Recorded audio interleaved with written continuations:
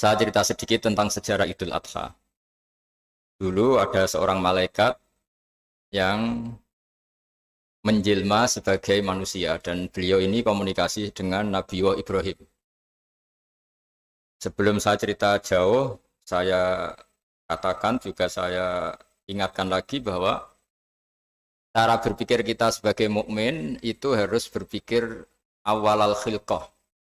Awal kita dijadikan oleh Allah Ta'ala, yaitu Nabi Adam materinya dari tanah, nyatanya bisa jadi Nabi Adam.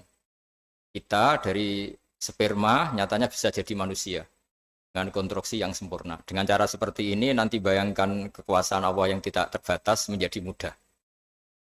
Saya teruskan, si malaikat tadi tanya ke Nabi Ibrahim, saya minta kambing kamu. Oh ya, silahkan. Asal kamu melantunkan kalimat tasbih, terus dibaca tasbih, indah sekali, merdu, terus bisa minta tambahan kambing, ya. Sampai beberapa kali. Demi Allah, ini baru kambing, baru hewan. Andaikan anak saya pun, kalau demi Allah saya kurbankan. Singkat cerita, versi riwayat ini, suatu saat Nabi Ibrahim diuji dengan dimintanya anak untuk dikurbankan. Ketika beliau atas nama seorang bapak agak keberatan, terus diingatkan ulang oleh Allah Ta'ala, janji beliau, demi Allah, anak pun saya kurbankan. Walhasil akhirnya beliau melakukan itu. Dan karena Allah hanya menguji, tidak niat betulan supaya anak itu disembelih, akhirnya diganti oleh kambing. Jadilah tradisi kurban itu pakai kambing. Kemudian secara fikih ada padanan-padanan yang cukup menggantikan kambing, yaitu ada sapi, ada unta, dan seterusnya, dan seterusnya. Yang menarik dari sekian referensi yang saya baca, dan ini harus disosialisasikan lah.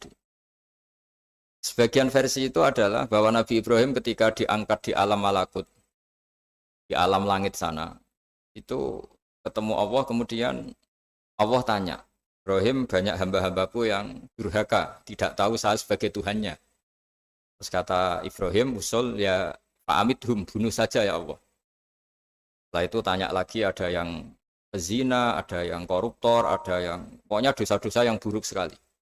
Dan di semua itu Nabi Ibrahim usul, mereka hidup di bumi engkau ya Allah, makan rezekimu ya Allah, maka mereka enggak sopan sekali, enggak ngerti engkau. Terus singkat cerita minta itu diadab, siksa. Suatu saat, versi referensi ini di kitab Hikam, kalau di kitab saya halaman 15 juz 2, suatu saat Nabi Ibrahim itu diminta sama Allah menyembelih Ismail. Citra ini penting sekali. Setelah disuruh menyembelih Ismail, Nabi Ibrahim komplain. Ya Allah, ini anak saya, samratu fuadi, buah hati saya, kenapa engkau seenaknya minta saya sembelih? Gitu.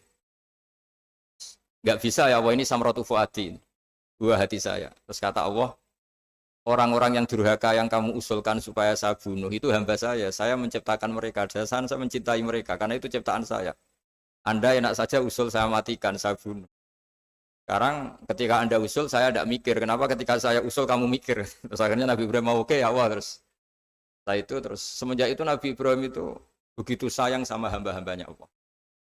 Sehingga dari cerita yang paling masyhur, ketika Abu Bakar As-Siddiq begitu lemah lembut sama hamba-hamba Allah yang lain, Nabi Muhammad mensepadankan dalam hal ini sama Nabi Ibrahim, hati kamu sehalus Ibrahim. Yaitu Nabi Ibrahim, beliau akhir-akhir punya komitmen, faman tabi'ani fa innahu minni wa man asani fa innaka ghafurur rahim. Ya Allah, orang yang ikut sunnahku, maka jelas bagian dari saya. Dan yang sedang durhaka, wa man asani, saya harapkan fa innaka ghafurur rahim. Engkau maha pengampun, maha penyayang. Semenjak itu menjadi sunnatan mutaba'ah, bahwa agama ini agama rahmatan lil alamin. Bahwa melihat kemungkaran, melihat kebodohan, ketimpangan, itu komitmen kita ini membenahin, bukan menghabisin.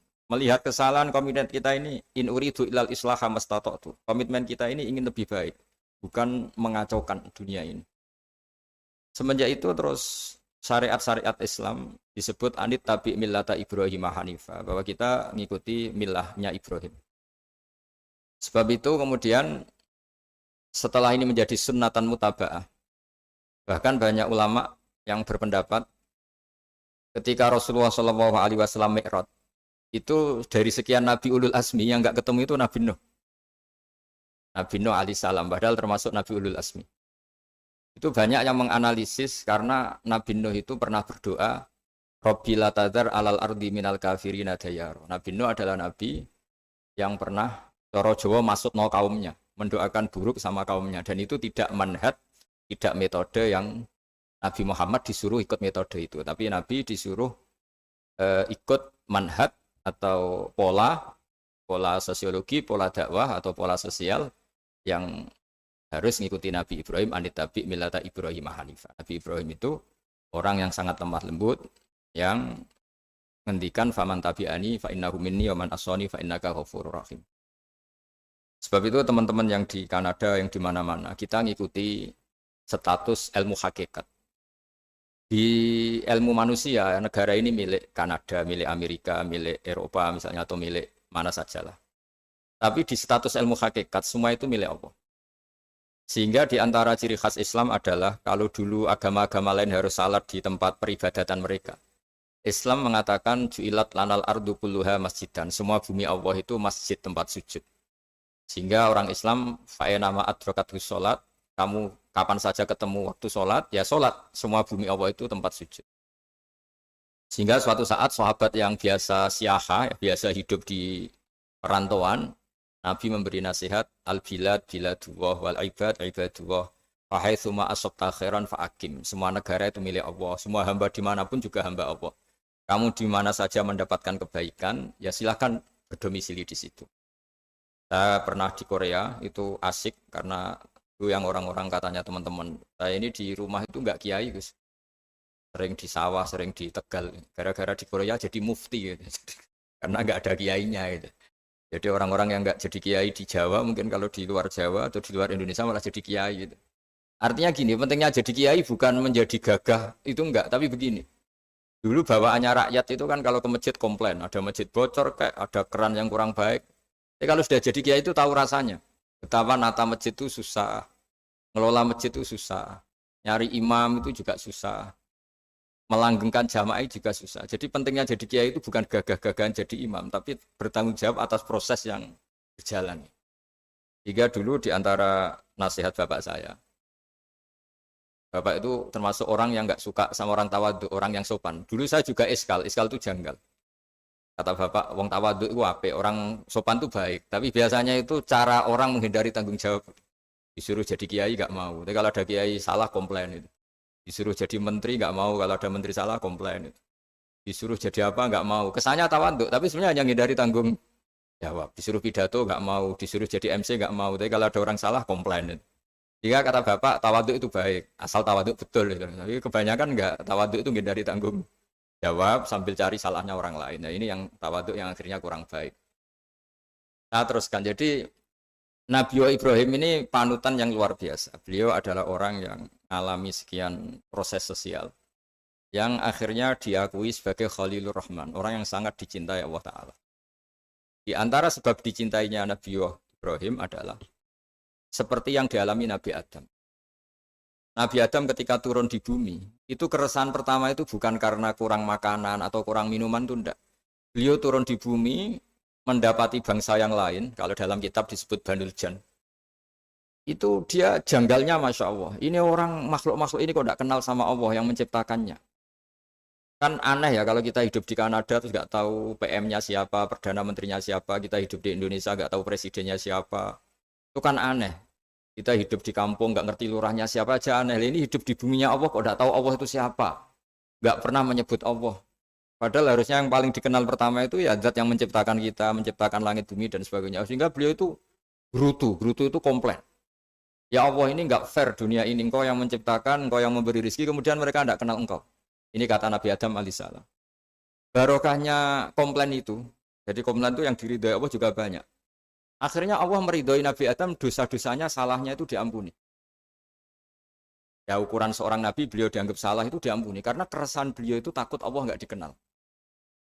Nah, masjid yang di Kanada, di Montreal juga ketakutan kita ini jangan sampai orang Islam tidak punya tempat ibadah.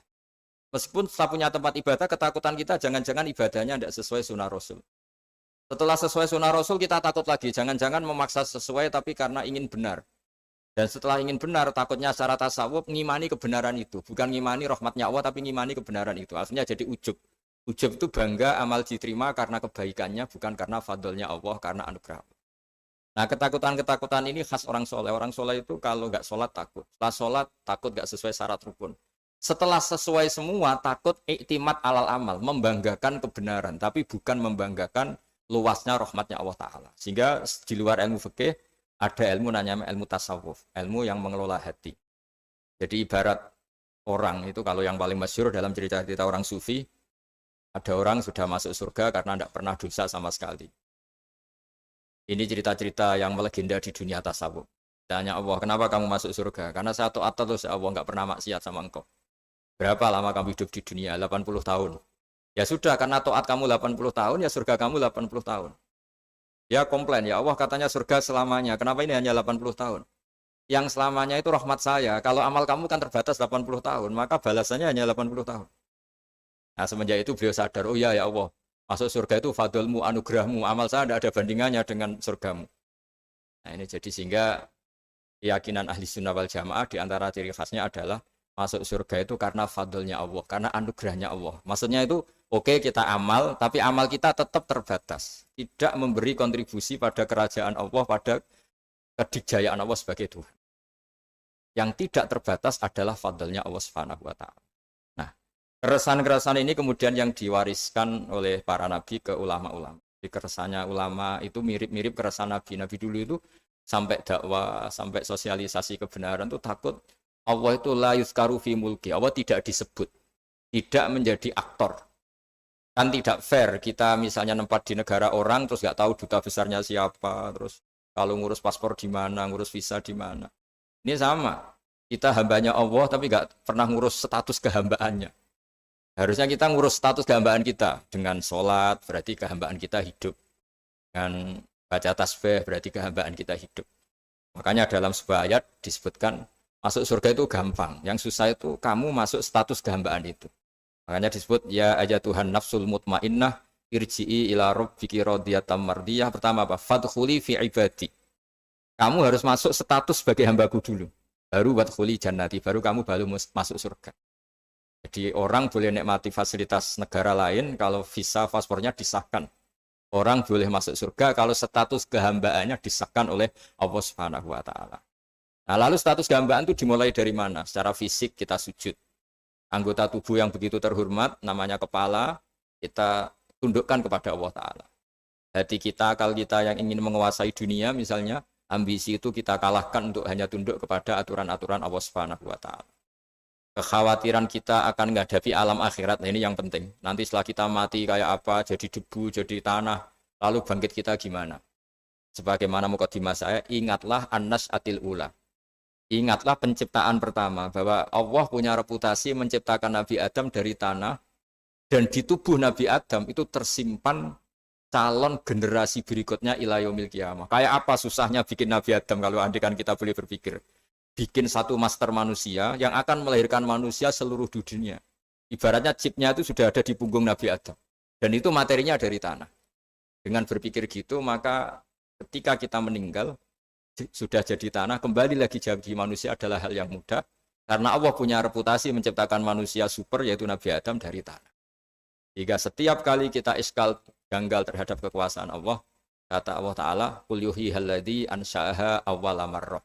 Kalau kamu janggal terhadap kemampuan saya, kemampuan kami menghidupkan tulang belulang yang sudah rapuh, sudah hancur, maka ingatlah reputasi saya, kata Allah, reputasi kami menciptakan Adam dari tanah. Ya, para nabi itu, ini semoga teman-teman yang di Kanaja masih ingat betul iman yang dilatih para guru kita di Jawa, di Indonesia. Para nabi itu saking imannya sama Allah, itu tidak ada sampai kasarnya itu nggak tahu bedanya antara hal itu masuk akal maupun enggak. Saya beri contoh begini, kalau dalam ilmu tauhid, dan ini harus kita latih terus sampai ketemu Allah Ta'ala. Ketika telur jadi ayam, itu sebetulnya itu kita juga tidak ikut mampu bikin telur jadi ayam. Tapi berhubung sering terjadi, kita bilang telur jadi ayam itu mungkin. Mungkin itu ya mungkin sering terjadi. Padahal sering terjadi ini juga tidak yang jenis kita ikut berkontribusi. Lalu ketika sering terjadi ini kita bilang itu mungkin. Padahal saat kita bilang mungkin, juga hakikatnya kita tidak ikut menciptakan telur menjadi ayam. Lalu karena seringnya telur jadi ayam kita bilang telur jadi ayam itu mungkin. Mungkin itu nggak muhal.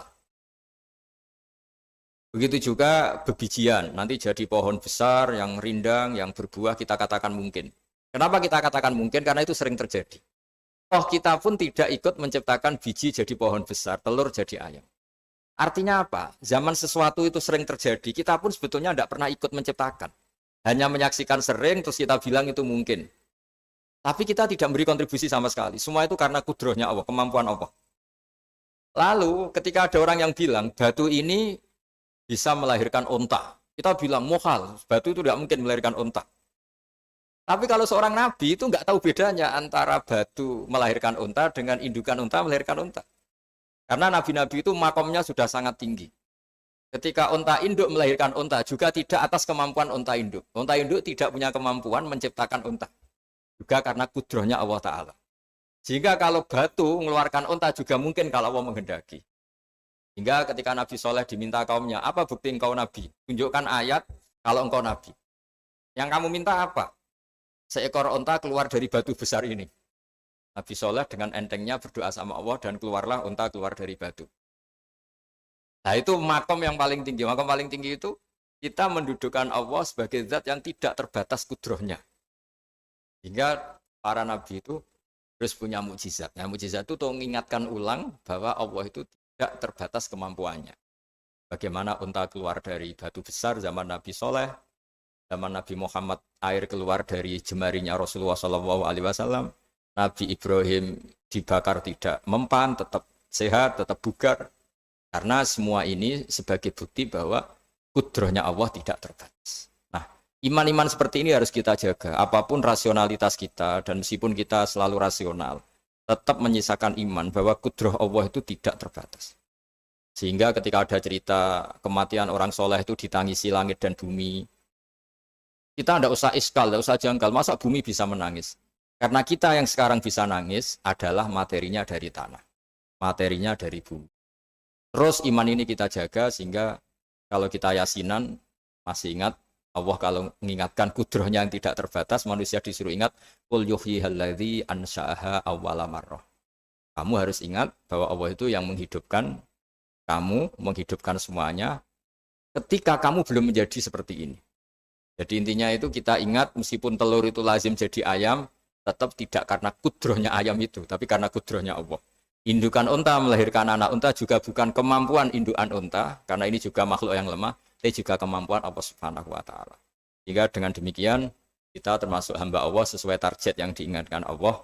Alam mata bayana lahu qala a'lamu annallaha ala kulli syai'in qadir. Hamba Allah yang baik adalah hamba ketika menyaksikan fenomena apapun, semua itu li ta'lamu annallaha ala kulli syai'in qadir wa annallaha qad ahata bi kulli syai'in ilma. Apapun di alam raya ini, semuanya itu bukti bahwa Allah ala kulli syai'in qadir, Allah kuasa, dan Allah meliputi semua makhluknya dalam pandangannya, dalam pantauannya. Jadi saya mohon teman-teman yang di Montreal, yang di Kanada, juga di manapun, harus ingat status hakikat bahwa al-bilad biladullah wal ibad ibadullah wa haitsuma asabta khairan fa'akim. Negara hakikatnya milik Allah, semua hamba juga milik Allah. Di mana saja kamu berada dan menemukan kebaikan, silahkan hidup di situ. Tentu dengan sosialisasi yang baik, baik dengan non-muslim maupun dengan muslim, karena Allah mengajarkan wa qulu linnasi husna. Ajaran Islam adalah rahmatan lil alamin, rahmat bagi semua. Tentu tidak henti-hentinya kita menjelaskan kebenaran yang diinginkan oleh Allah Subhanahu wa Ta'ala. Saya kira demikian karena juga ini di sini sudah malam. Jadi saya mohon maaf mungkin tidak bisa ikuti tanya jawab karena di sini sudah malam, malah kita di habis takziah saya karena ya ada mas saya yang sudah sepuh sekali wafat, terus tadi barusan datang, jadi mohon maaf tidak mengikuti acara mulai pertama. Tapi saya mohon ayat-ayat Quran yang saya terangkan tadi bahwa untuk mensifati Allah kudrohnya tidak terbatas, ingatlah bahwa kita yang secerdas ini, yang sehebat ini, kita semua manusia yang cerdas begini, matanya bisa melihat, hatinya bisa merenung, otaknya bisa berpikir cerdas, itu dari materi tanah. Dan Allah mampu. Allah bisa bikin orang miliatan gini dari satu orang manusia namanya Nabi Adam. Kayak apa susahnya bikin konstruksi Nabi Adam kalau boleh dibahasakan. Dan itu Allah punya reputasi mampu. Dengan cara seperti itu kita akan gampang iman bahwa kita setelah meninggal dan menjadi tanah, ya sama seperti kita masih hidup. Zaman kita hidup ya tidak tahu cara kerja jantung kita, nafas kita, uratnya gimana, terus sistem tubuh. Meskipun ilmu medis ngerti mengurai itu, tapi tetap saja hanya ngerti, tidak menciptakan. Yang menggerakkan jantung organ tubuh kita tetap Allah Subhanahu wa taala. Dia yang Al-Fa'ilul Mukhtar, dia yang semuanya mengendalikan kita. Artinya zaman kita hidup pun sebenarnya kita yang tidak mengendalikan kita. Nafas kita ya dalam kendali Allah, ikhtiar kita dalam kendali Allah. Sama setelah kita mati juga dalam kendali Allah. Ya guru-guru kita semuanya melatih inna sholati wa nusuki wa mahyaya wa mamati lillahi rabbil alamin. Hakikat ibadah kita, hakikat hidup kita, hakikat mati kita, semuanya tidak dalam kendali kita. Semua itu dalam kendali Allah Ta'ala. Dengan demikian terus kita insya Allah ingin jadi hambanya dulu. Baru setelah jadi hambanya, baru sah menjadi ahli penghuni surganya. Wadkhuli fi ibadi, baru wadkhuli jannati. Masuklah berstatus sebagai hambaku, baru engkau, kalian semua layak menjadi penghuni surgaku. Mohon maaf atas semua kesalahan. Billahi taufik. Wassalamualaikum warahmatullahi wabarakatuh.